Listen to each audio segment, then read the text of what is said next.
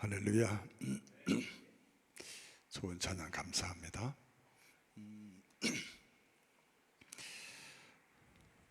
여러분, 사람은 다 행복해지기를 원합니다. 목포에 가면 사랑의 교회라는 교회가 있어요. 여러분, TV에서 혹시 백동조 목사님이라는 분의 설교를 들어보셨는지 모르겠습니다. 이분이 해마다 세미나를 하시는데 그 세미나를 제가 참석해 본 적이 있어요. 이분은 토부신학이라는 표현을 써요. 토부가 뭐냐면 좋다, 좋았더라 하는 얘기거든요. 이분은 이걸 행복이라고 이렇게 해석을 합니다. 그래서 행복신학이라는 얘기. 토부신학, 신학의 어떤 정신병증에는 등장하지 않는 그런 단어입니다.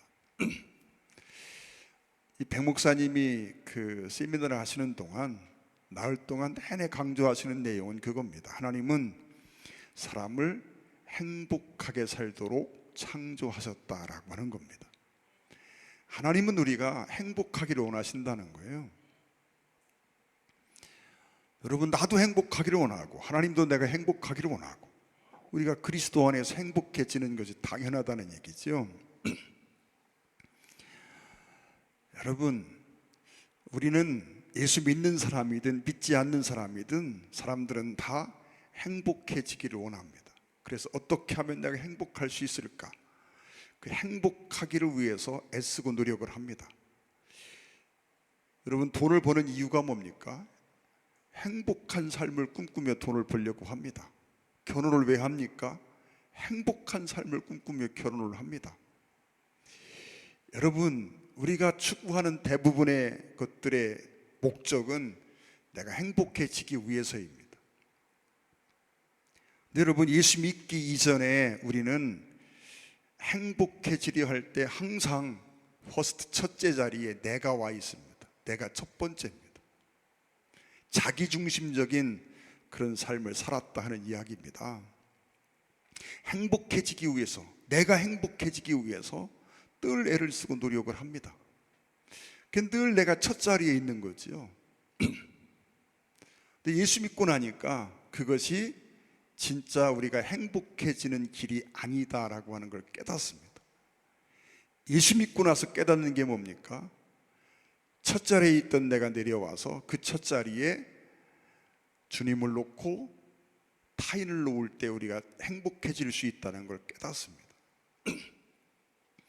한국 학생들이, 대학생들이 만든 선교회가 세계적으로 이렇게 발전한 선교회 중에 조이 선교회라는 선교회가 있습니다. 조이, J-O-Y, 조이 선교회. 그냥 영어의 의미는 기쁨이라는 얘기 아닙니까? 근데 여러분, 이 조이 선교회의 조이는 기쁨이라는 의미가 있지만, 그러나 이 조이는 사실은 Jesus first, others second, you last라고 하는 말에서 지저스와 others, you의 앞글자를 따서 만든 단어입니다. 여러분, 기쁨, 행복이라는 말인데 그 기쁨과 행복이 어디로부터 오느냐라고 하는 거지요. 이 조이라는 이 이름이 너무, 그래서 저는 이 이름을 들을 때 참 이름 멋있다 하는 생각을 가진 것이, 우리가 정말 행복해지기 원하고 정말 기쁨을 갖기 원하는데 그 기쁨이 어느 때 오느냐? Jesus first, 예수님이 첫 자리에 계시고, others second, 타인이 두 번째 자리에 있고, you last 또는 third라고 표현하는데, you last, 여러분, 상대방을 향하여 말할 때는 you지만 1인칭으로 생각할 때는 나거든요. 내가 마지막 자리에 있을 때 우리는 진짜 거기에서 행복이 오고 기쁨이 온다라고 하는 의미를 가진 단어가 조이라는 단어입니다. 그래서 이 조이 선교의 풀네임이 Jesus first, others second, you last라는 단어입니다. 여러분, 하나님 앞에서 우리는 변화된 삶을 꿈꿉니다. 근데 하나님 앞에서 변화된 여러 가지 삶 속에서 오늘 본문은 타인을 소중히 여기는 삶에 대해서 이야기하고 있습니다. 여러분, 내 중심으로 살아봤더니 그게 행복이 아니더라는 것입니다. 내가 다른 사람을 배려하고 존중하고 섬기고 그들의 행복을 위해서 내가 헌신하고 그때 내가 행복해지더라는 거지요. 전에는 내가 행복하기 위해서 항상 내가 첫 자리에 있었는데 주님 안에서 생각해 보고 깨달아 보니까 내가 첫 자리에 있는 것이 행복한 것이 아니라 그 첫 자리에 주님이 계시고 그 첫 자리에 이웃이 있을 때 행복해지더라 하는 이야기입니다.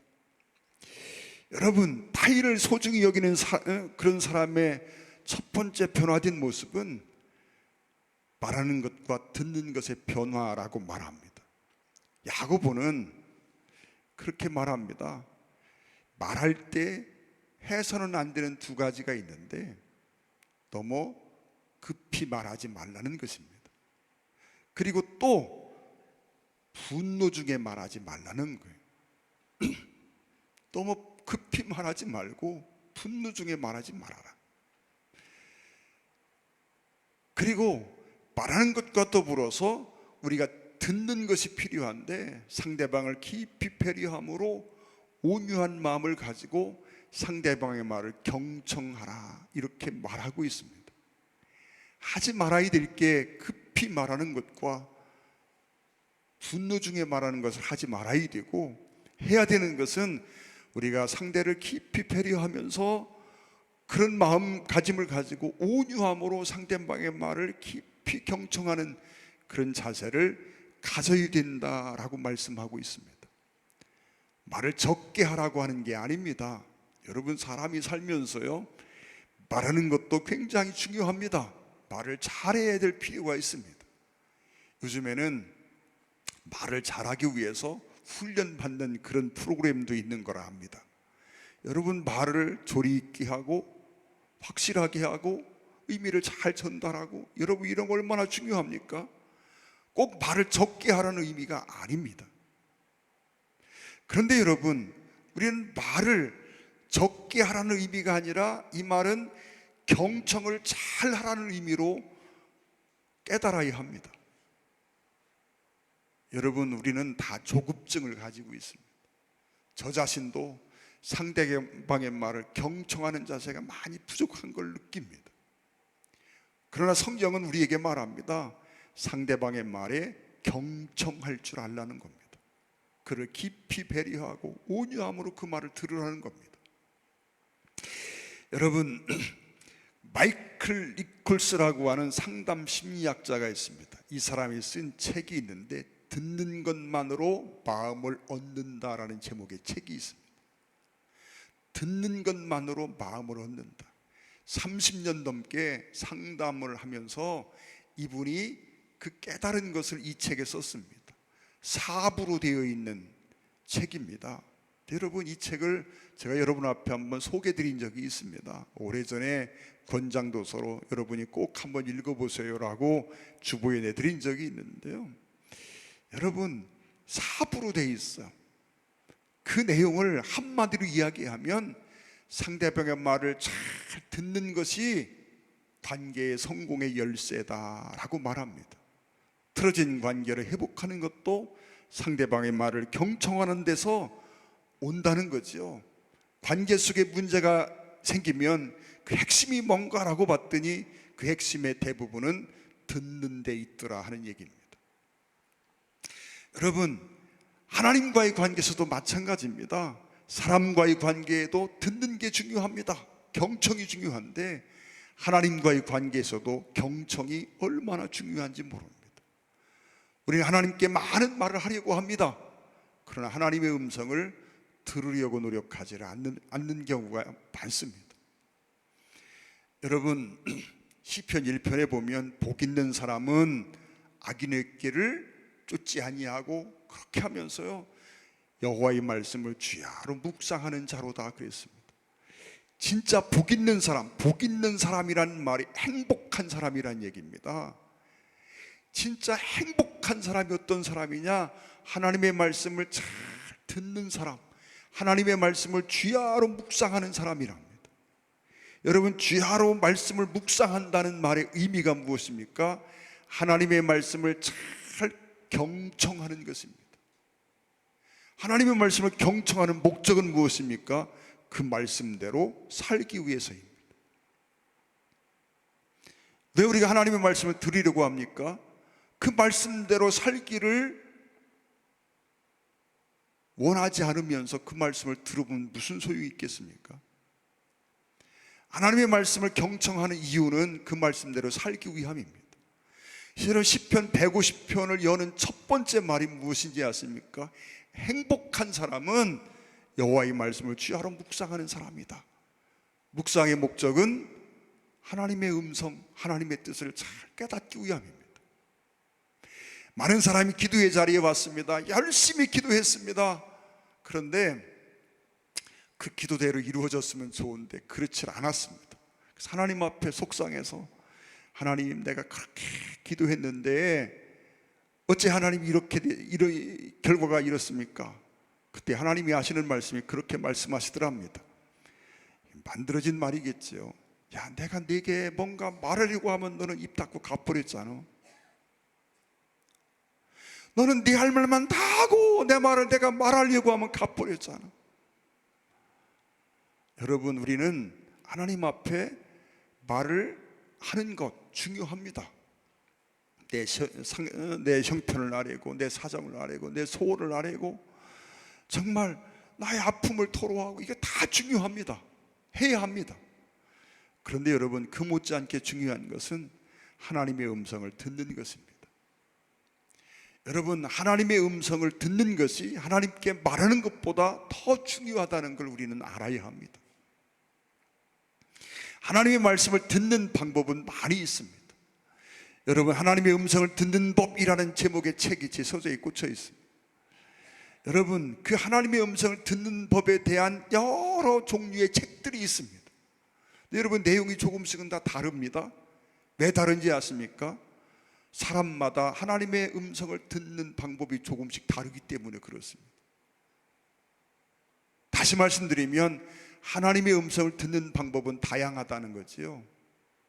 그런데 여러분, 공통적으로 하나님의 음성을 듣는데 가장 중요한 것은 하나님의 말씀을 묵상하는 것입니다. 여러분, 우리가 성경을 많이 읽는 것 여러분 중요하지요. 그런데 여러분, 성경을 읽는 것보다 더 중요한 것은 묵상하는 것입니다. 그 말씀을 통해서 하나님의 음성이 내게 들려오지 않는다면, 오늘 내게 주시는 음성이 들려오지 않는다면, 지금 내게 주시는 하나님의 음성이 들려오지 않는다면 성경을 읽은들 무슨 의미가 있겠습니까? 우리가 하나님의 말씀을 묵상하는 목적이 무엇입니까? 지금 나에게 주시는 하나님의 음성을 듣기 위함입니다. 그래서 우리는 하나님과의 관계 속에서도 하나님의 음성을 듣는 것 너무 중요합니다. 하나님의 말씀을 경청하는 게 중요합니다. 참으로 신비한 것은요, 주의 말씀을 깊이 묵상하다 보면 어느 순간 하나님의 음성이 들려오기 시작합니다. 여러분, 하나님의 음성은 다양한 방법으로 들려온다 그랬습니다. 때로는요, 설교를 통해서도 들려오고, 때로는 다른 사람의 일상적인 대화를 통해서도 하나님의 음성을 듣는 길이 있습니다. 환경을 통해서도 하나님의 음성이 들려오기도 합니다. 여러분, 우리가 기도할 때 정말 내면에 하나님의 음성이 들려오고 성령의 감동하심을 통해서 주의 음성을 듣기도 합니다. 다양하지만 그러나 여러분, 우리가 하나님의 말씀, 성문화된 하나님의 말씀, 제가 주보에 로고스와 레마라는 단어를 올려놓았습니다. 여러분, 로고스는 성문화된 하나님의 말씀입니다. 그런데 여러분, 그냥 이렇게 기록된 하나님의 말씀을 내가 대할 때 그 말씀이 내게 주시는 특별한 음성으로 들려올 때가 있습니다. 그걸 보고 우리가 레마라고 말합니다. 여러분, 이 성문화된 하나님의 말씀이 정말 어느 날 내게 주시는 특별한 음성으로 들려오는 일들이 이루어져야 합니다. 여러분, 우리가 말씀을 묵상하다 보면 매일매일의 삶 속에서 정말 너무도 구체적으로 분명하고 확실하게 하나님이 그날 내게 주시는 음성들이 들려오는 순간을 경험하게 될 것입니다. 여러분, 이처럼 관계 속에서 하나님과의 관계, 이웃과의 관계, 모든 관계 속에서 진짜 중요한 것은 그의 말을 경청하는 것입니다. 여러분, 듣는 훈련이 되지 않으면 우리는 관계의 정상화를 기대하기가 어렵습니다. 여러분, 나의 언어 생활을 한번 돌아보십시오. 내가 말하는 것이 정말 사람을 살리는 언어인지, 아니면 관계를 깨트리고 관계에 불편함을 가져오고 그런 언어 생활인지를 돌아보기를 원합니다. 많은 언어가 긴장을 조장하고 관계를 깨는 언어임을 보게 됩니다. 제가 간혹 그런 말씀을 드립니다. 교회 속에 어떤 문제가 있습니다. 재정적인 문제가 있습니다. 또는 등등 이런 문제들이 생깁니다. 여러분, 대부분의 문제 앞에 제가 밤잠 못 자는 일은 별로 없습니다. 재정적으로 굉장히 힘든 시간들이 있었습니다. 그러나 그것 때문에 고민하고 밤잠 못 자지는 않습니다. 그런데 정말 어떤 부분에서요, 그런 일이 있으면 밤잠을 못 자고 고민하고 걱정하는 일이 있습니다. 그게 뭐라고 말씀드렸습니까? 성도 간의 언어가, 성도 간에 오가는 대화가 편하지 않습니다. 거기에 가시가 있고 불편함이 있고 그렇습니다. 그러면 이건 심각한 문제가 됩니다. 여러분, 교회를 어렵게 하고 교회를 무너뜨리는 건 큰 게 아닙니다. 여러분, 신천지, 여러분 제가 그런 말씀 드렸습니다. 제가 신천지 출입금지라는 걸 붙였다가 며칠 만에 떼버렸다고. 그리고 이름을 써붙이고 싶었습니다. 신천지 환영이라고 써붙이고 싶었다 그랬습니다. 그 사람들도 와서 들어야 좀 잘못된 걸 깨닫고 고칠 것 아닙니까? 신천지 출입금지 하면 그들은 지옥 가라는 얘기밖에 아닌 것 같아서 떼버리고 싶었어요. 그 며칠 만에 떼버려서 붙였다가 마음에 부담이 돼가지고요. 여러분, 신천지가 와서 설쳐도 그건 두렵지가 않습니다. 그러나 여러분, 성도 간의 언어가 부드럽지 않으면 그건 걱정이 됩니다.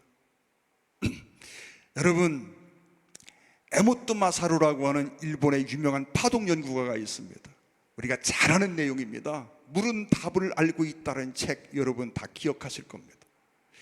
오래전에 한글날, 이 에모토 마사루의 책을 기초해서 한글날을 앞두고 실험을 한 게 있었습니다. 실제로 방송에서 그걸 실험을 했어요. 여러분, 여기 흰 쌀밥 2그릇을 퍼놨습니다. 그리고 똑같은 환경에 이 흰 쌀밥을 놓았습니다. 그 몇몇 실험에 참가한 사람들이요, 이 흰 쌀밥에다 얘기합니다. 야, 너 왜 그렇게 못생겼니? 어쩌니 저쩌니 하면서 험한 말을 합니다. 그리고 이쪽에 있는 흰 쌀밥에게는 아주 좋은 말을 합니다. 야, 참 너 윤기가 흐른다. 너 참 맛있게 생겼다. 너 참 보면 볼수록 어쩌면서 이게 아주 아름답고 좋은 말을 했습니다. 그리고 그렇게 2주간이 지났습니다. 여러분, 이 험담을 했던 이 똑같은 환경에 있는 그런 쌀밥인데 이 쌀밥에는 곰팡이가 폈습니다. 새카만 곰팡이가 폈습니다. 그런데 좋은 말 해줬던 이 밥에도 곰팡이가 폈는데 하얀 곰팡이가 폈습니다. 환경은 똑같은데. 에모토 마사루의 물은 답을 알고 있다는 책에 보면 똑같은 환경에 똑같은 물을 담아서 이렇게 컵에다 놨습니다. 똑같은 실험을 한 겁니다. 한쪽 컵에 담긴 물에는 좋은 말을 해줍니다. 그리고 좋은 음악을 들려줍니다. 한쪽 컵에 담긴 물에는요, 험담을 합니다. 악한 말을 합니다. 막 욕설을 퍼붓습니다. 재즈 같은 이상한 음악을 틀어줍니다. 여러분, 시간이 얼마 흐른 후에 이 물들을 검사합니다. 한쪽의 물은요, 육각수 물이 되어서 아주 좋은 결정체를 만들어 가지고 있습니다. 한쪽의 물은요, 결정체가 다 찌그러져 있습니다. 상했다는 얘기지요. 물이 썩었다는 얘기입니다. 여러분, 우리 몸은 70%가 물로 되어 있습니다. 사람은요, 좋은 말을 듣고 살아야 합니다.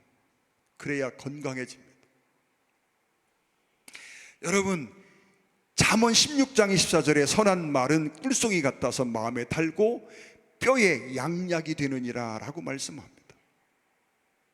선한 말은 꿀송이 같아서 마음에 달고 뼈에 양약이 되느니라. 그리스도 안에서 변화된 사람의 첫 번째 중요한 변화는 말하는 것과 듣는 것의 변화라고 하는 것입니다. 여러분, 말하는 것이 변해야 합니다. 듣는 태도가 바뀌어져야 합니다. 여러분, 우리 모두에게 이게 다 부족합니다. 여러분, 정말 이런 변화가 나타나기를 원합니다. 분노가 쌓이면 우리나라 사람과 유럽과 서양 사람들의 차이가 있답니다. 서양 사람들은요, 이 스트레스를 받으면, 분노가 쌓이면, 스트레스를 받으면 서양 사람들은요, 우울증 또는 막 이런 어떤 우울증 비슷한 일들이 생긴답니다. 불안해하고 대인기피증이 생기고. 근데 한국 사람들은요, 스트레스가 쌓이면 거의 대부분이 분노로 표출된답니다. 여러분, 지난해 폭행 사건의 40%가 묻지마 폭행이랍니다. 그 얘기는 뭐냐면 마음속에 스트레스가 불특정 다수에게 분노로 나타났다는 얘기입니다. 참 무서운 얘기입니다. 우리는 기억해야 합니다. 하나님은 우리가 변화되기를 원하시는데 그 변화된 모습 속에 첫 번째 변화의 모습이 말하는 것과 듣는 것의 변화를 야고보는 말하고 있습니다. 또한 여러분, 우리는 두 번째 변화를 생각해 보는데 그 변화는 말씀을 대하는 태도와 함께 말씀을 듣고 행하는 삶을 살라고 하는 얘기입니다. 지난주에 그런 말씀을 드렸습니다. 우리는 하나님 앞에서 말씀대로 살기를 결정해야 된다라고 하는 말씀을 드렸습니다. 하나님의 말씀을 잘 듣는다 하는 얘기가 뭡니까? 여러분, 잘 듣는다는 의미가 뭘까요? 어떤 아이가 쟤는 엄마 아빠 말씀을 참 잘 들어, 이런 얘기가, 이 의미가 뭡니까? 부모가 하는 말씀을 잘 경청해서 그 뜻이 무엇인지 깨닫고 그 의미를 잘 분석하고 잘 안다, 그 뜻입니까? 아니잖아요. 부모가 하시는 말씀을 생활 속에 옮긴다는 얘기입니다. 순종한다는 얘기가 아닙니까?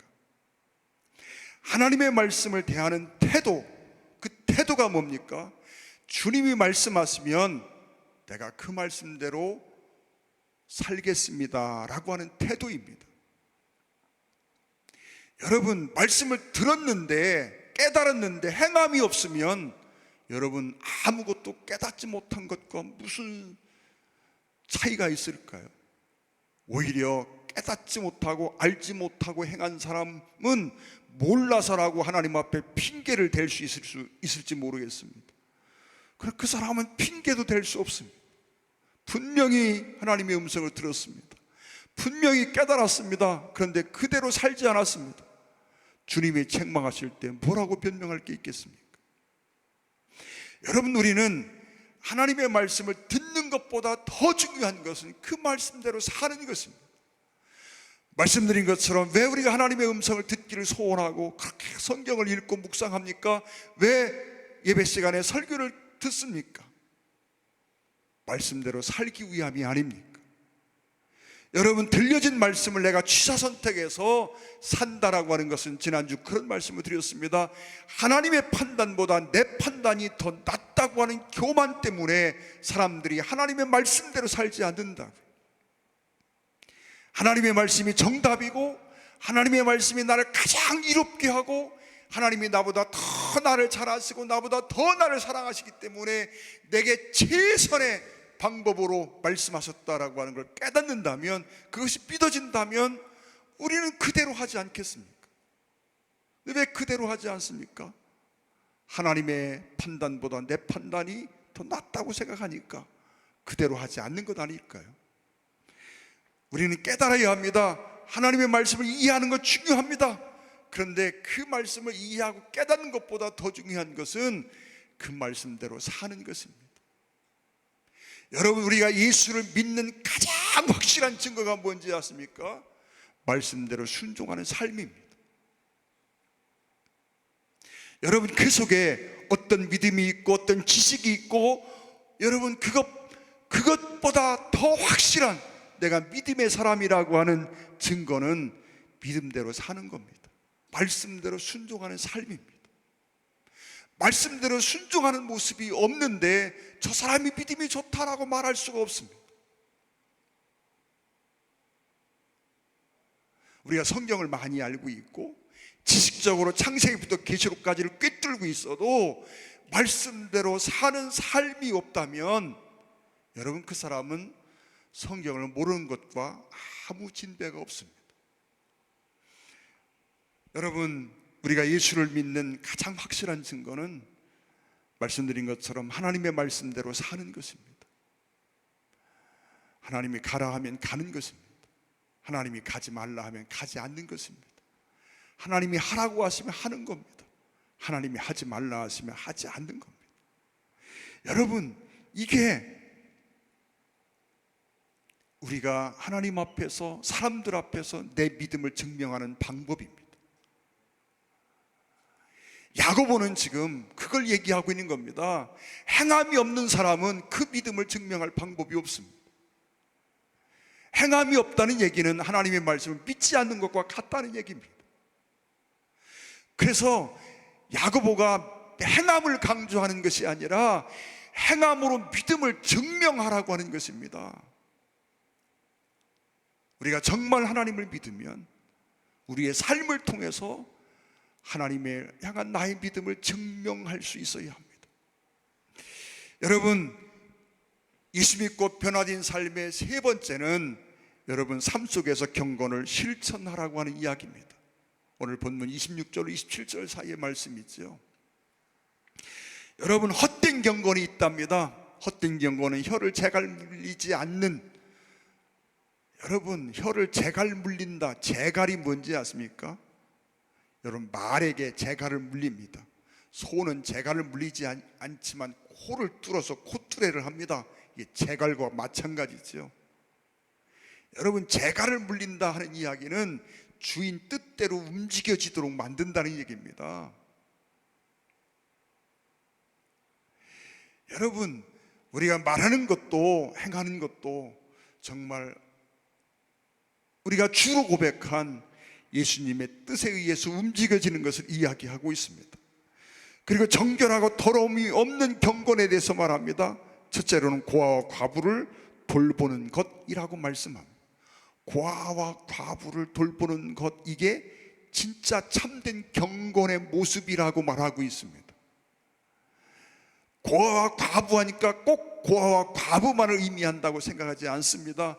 우리 주변에 우리가 돌봐야 될 어려운 이웃들을 다 포함하고 있는 말씀이라고 생각합니다. 여러분, 우리가 자주 듣는 예화가 있지 않습니까? 어떤 사람이 주님 앞에 왔습니다. 그때 주님이 그들을 기뻐하며 말씀하셨습니다. 내가 배고플 때 내가 먹을 거 줘서 너무 고마워. 그때 내가 너무 목말랐는데 내가 마실 걸 주었어. 내가 그때 얼마나 고마웠는지 그 잊을 수가 없어. 아니, 주님이 언제 그러셨는데요? 우리는 그런 적 없는데요. 아니야, 너희가 세상에서 배고프고 감옥에 가고 병들고 목마르고 헐벗은 이웃들에게 했던 모든 것이 다 내게 한 것이요. 여러분, 거기서요 느끼는 전율이 하나 있습니다. 그게 무엇인지 아십니까? 주님의 관심이 온통 그들에게 가 있구나라고 하는 걸 깨닫는 겁니다. 여러분, 고아와 과부, 어려운 이웃들, 정말 도움이 필요한 그 사람들에게 주님의 관심이 다 거기 가 있습니다. 주님의 신경이 그들에게 닿아 있습니다. 그래서 여러분, 하나님의 관심과 하나님의 어떤 신경이 그들에게 가 있습니다. 그래서 여러분, 우리가 고아와 과부를 돌보는 게 이게 얼마나 중요한지를 깨달아야 합니다. 여러분, 사람을 대하는 태도의 변화를 말하고 있습니다. 여러분, 2장에 가면요, 차별하지 말라는 말이 나옵니다.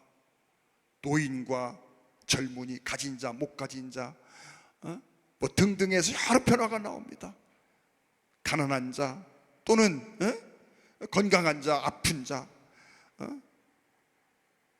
뭐 낮은 사람, 높은 사람, 이런 여러 대비하면서 2장에 가면 그런 사람과 사람 사이의 차별의 문제를 다루고 있습니다. 다시 말하면 태도가 변화되어야 된다라고 말씀하시고, 그 태도의 변화 속에 사람을 차별하지 말고 모든 사람을 소중히 여기는 그런 태도를 가지라고 말씀하고 있는 거지요. 여러분, 진짜 경건이 뭐냐? 다른 사람을 대하는 태도가 변화된 것이라고 말씀하고 있는 거예요. 경건에 여러 중요한 의미가 있습니다. 실제적인 의미가 있습니다. 근데 경건이라고 말할 때 이 유세베이라는 이 말은 내가 지금 하나님 앞에 서 있다라고 하는 것을 인식하고 늘 느끼며 사는 사람만이 보일 수 있는 태도라고 말씀을 드렸어요. 여러분, 그래서 다른 사람을 대하는 태도의 변화, 여러분, 그 태도의 변화가 왜 이루어져야 합니까? 말씀드린 것처럼 그 병든 사람, 그를 섬겼는데 그 주님을 섬긴 것이라고 성경은 말씀하고 있지 않습니까? 다시 말하면 우리가 한 사람 한 사람을 주님을 섬기는 마음으로 대하라는 이야기입니다. 이러한 한 사람 한 사람을 소중히 여기고 한 사람 한 사람을 주님을 대하는 마음으로 대하는 이런 태도의 변화가 진짜 경건한 모습이라는 거예요. 좀 가진 게 없다고 무시하고, 좀 병들었다고 무시하고, 생긴 게 못생겼다고 무시하고, 지위가 낮다고 무시하고, 여러분, 이건 경건한 사람이 보일 수 있는 태도가 아니라는 얘기입니다. 진짜 그리스도 안에서 변화된 경건한 사람은 이런 태도의 변화, 사람을 대하는 태도가 달라져 있어야 한다라고 말씀하고 있습니다. 또 마지막으로 세속에 물들지 않는 것을 말씀하고 있습니다. 여러분, 나를 한번 살펴보십시오. 내가 세속적인 사람인지 아니면 영적인 사람인지, 내가 정말 세속적인 사람에 속한지 영적인 사람에 속해 있는지, 경계가 모호한지 여러분 한번 스스로를 살펴보고 평가해 보십시오. 지금 야고보는 그리스도 안에서 변화된 삶을 이야기하면서 첫째로는 듣는 것과 말하는 것, 언어 생활의 변화를 이야기하고 있고, 두 번째는 하나님의 말씀을 듣고 행하는 삶을 이야기하고 있습니다. 삶을 통해서 우리의 믿음을 증명할 수 있는 사람이 되라고 말씀하고 있고, 마지막으로 태도의 변화입니다. 특별히 이웃을 대하는 태도, 삶을 대하는, 다른 사람을 대하는 태도의 변화입니다. 나아가서 세속에 물들지 말라는 얘기는 무엇입니까? 자기 자신을 대하는 태도입니다. 정말 이 야고보의 이런 권면을 통해서 우리를 한번 돌아보시고, 나는 그리스도 안에서 정말 이러한 삶의 변화가 어떻게 나타나고 있는가를 살펴보는 그런 기회가 되기를 주의 이름으로 부탁을 드립니다. 기도하겠습니다. 사랑하는 아버지 하나님, 감사합니다. 오늘 이 귀한 날 주님 앞에 모여 함께 예배하였습니다. 야고보를 통해서 우리에게 주신 말씀을 기억합니다. 하나님, 우리가 경청할 줄 아는 자가 되게 하여 주옵소서. 상대방을 깊이 배려하고 온유함으로 그 말을 들을 수 있는 우리가 되기를 원합니다. 하나님 아버지, 말씀을 듣는데 그치는 사람이 되지 않게 하여 주옵소서. 거울을 보고 자기 얼굴을 잃어버리는 사람처럼 말씀을 듣고 행함이 없는 어리석은 사람이 되지 않게 하여 주옵소서. 우리의 삶을 통해서 우리의 믿음을 증명해 낼 수 있기를 소원합니다. 우리의 태도가 바뀌기를 원합니다. 사람을 대하는 태도, 타인을 대하는 태도, 나를 대하는 태도가 바뀌어지게 하여 주시옵소서. 우리 모두가 진짜 경건한 삶을 이루고 주님 앞에 칭찬 듣는 삶이 되기를 원하고 우리가 행복한 자가 되기를 원합니다. 이러한 변화가 나를 행복하게 한다는 사실을 기억하게 하여 주시옵소서. 예수님의 이름으로 간절히 기도 올리옵나이다. 아멘. 찬양.